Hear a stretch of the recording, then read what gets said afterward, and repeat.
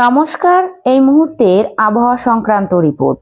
মঙ্গলবার রাত থেকেই রাজ্য জুড়ে বৃষ্টি চলছে। বুধবার সকাল থেকেই আকাশ মেঘলা, কোথাও হালকা আবার কোথাও মাঝারি বৃষ্টিতে ভিজছে কলকাতা এবং তার পার্শ্ববর্তী জেলাগুলো। মঙ্গলবার রাত থেকেই রাজ্য জুড়ে বৃষ্টি, শুক্রবার পর্যন্তই বৃষ্টি চলতে পারে এমনটাই জানিয়েছে আলিপুর আবহাওয়া দপ্তর। দক্ষিণবঙ্গের জেলাগুলির পাশাপাশি ভিজবে উত্তরবঙ্গের জেলাগুলিও। আলিপুর আবহাওয়া অফিস সূত্রের খবর, দক্ষিণবঙ্গের জেলাগুলিতে বজ্র বিদ্যুৎ সহ বৃষ্টির পাশাপাশি 40 থেকে 50 কিলোমিটার বেগে ঝোড়ো হাওয়া বইতে পারে। বুধবার সকাল থেকে আকাশ মেঘলা রয়েছে, কোথাও হালকা আবার কোথাও মাঝারি বৃষ্টিতে ভিজছে কলকাতা এবং তার পার্শ্ববর্তী জেলাগুলি।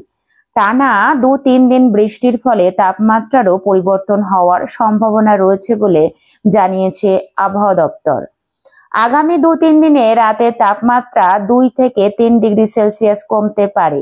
বুধবার কলকাতার সর্বনিম্ন তাপমাত্রা 18.9 ডিগ্রি সেলসিয়াস, যা স্বাভাবিকের চেয়ে 5 ডিগ্রি কম। বুধবার কলকাতায় সর্বোচ্চ তাপমাত্রা 28 ডিগ্রি সেলসিয়াসের ঘরে থাকতে পারে। মঙ্গলবার কলকাতার সর্বোচ্চ তাপমাত্রা ছিল 30.4 ডিগ্রি সেলসিয়াস, যা স্বাভাবিক তাপমাত্রার চেয়ে 4 ডিগ্রি কম। বুধবার দক্ষিণবঙ্গের সমস্ত জেলায় 40 থেকে 50 কিলোমিটার বেগে ঝোড়ো হাওয়ার পাশাপাশি বজ্র বিদ্যুৎ সহ হালকা থেকে মাঝারি বৃষ্টি হতে পারে।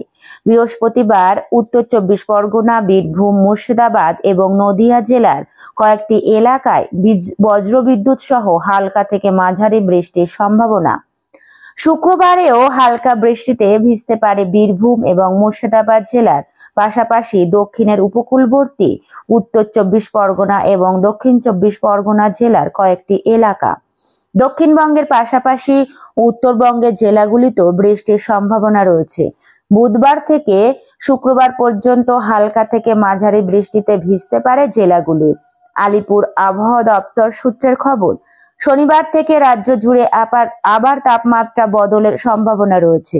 আলিপুর আবহাওয়া দপ্তর জানিয়েছে, উত্তর পশ্চিম উত্তরপ্রদেশ এবং আশেপাশের অঞ্চল, ঝাড়খণ্ড থেকে দক্ষিণ আসাম পর্যন্ত বিস্তৃত রয়েছে নিম্নচাপ বলয়। তার জেরে বঙ্গোপসাগর থেকে জলীয় বাষ্পের ছুটে আসার কারণে রাজ্য জুড়ে আগামী 2-3 দিন বৃষ্টি চলতে পারে।